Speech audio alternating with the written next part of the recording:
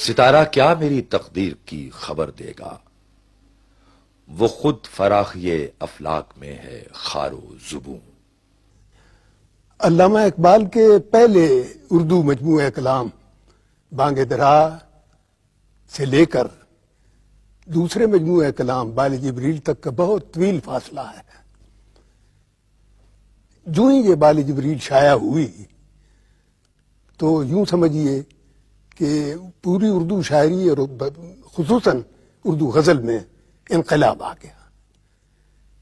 غزل کی صورت تو وہی رہی اور وہی رہے گی، یعنی حیات، لیکن موضوعات میں اور پھر لفظیات میں جو انقلاب برپا کیا علامہ اقبال نے، اس کے اثرات ہمہ گیر تھے، اور بہت کم شعراء ایسے ہیں جنہوں نے علامہ اقبال کی اس معاملے میں، لفظیات کے معاملے میں اور موضوعات کے تنوع کے معاملے میں پیروی نہیں کی۔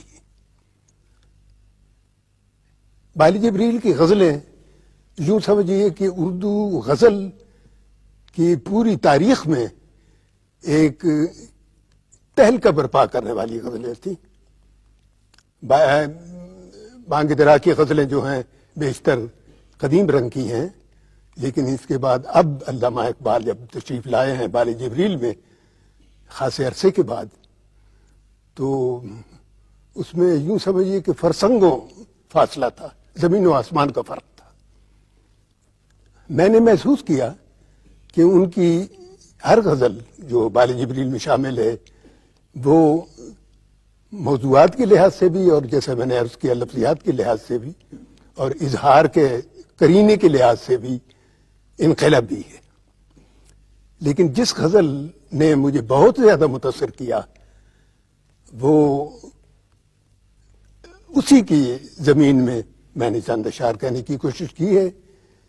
اس غزل کی خصوصیت یہ ہے کہ وہ ردیف نہیں ہے، اس کی کوئی قوافی ہیں صرف، اور یہ آسانی پیدا ہو جاتی ہے۔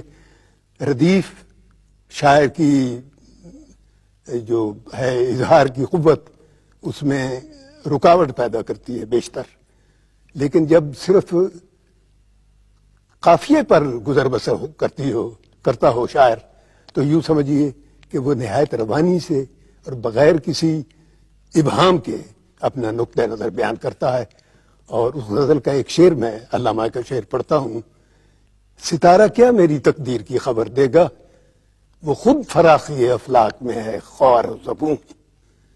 میں نے اسی زمین میں چند اشعار کہنے کی جسارت کی ہے، وہ میں آپ کی خدمت میں پیش کرتا ہوں۔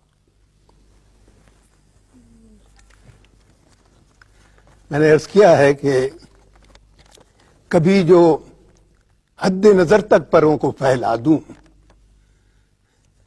کبھی جو حد نظر تک پروں کو پھیلا دوں، میں اپنے آپ میں تحلیل ہونے لگتا ہوں۔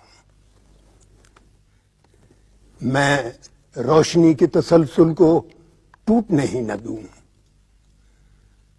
میں روشنی کے تسلسل کو ٹوٹنے ہی نہ دوں، میں شمع بن کے بجھوں، آفتاب بن کے جلوں۔ الہی جب بھی مروں میں تو اس ادا سے مروں، الہی جب بھی مروں میں تو اس ادا سے مروں، کرن کی طرح گلوں میں نفوذ کر جاؤں۔ چراغ آخر شب ہوں مگر تمنا ہے، چراغ آخر شب ہوں مگر تمنا ہے، مسافروں کو افق پر دکھائی دوں تو بجھوں۔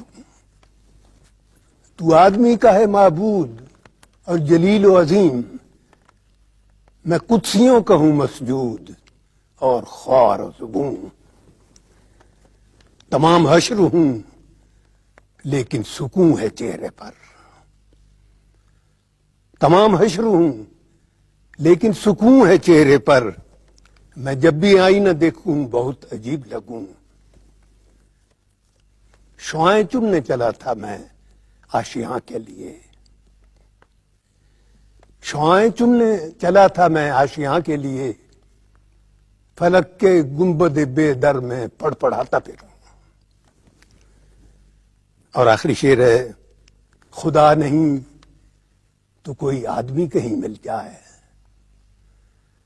خدا نہیں تو کوئی آدمی کہیں مل جائے، میں کیا کروں اگر اتنی بھی آرزو نہ کروں. اور کبھی جو حد نظر تک پروں کو پھیلا دوں، میں اپنے آپ میں تحلیل ہونے لگتا ہوں.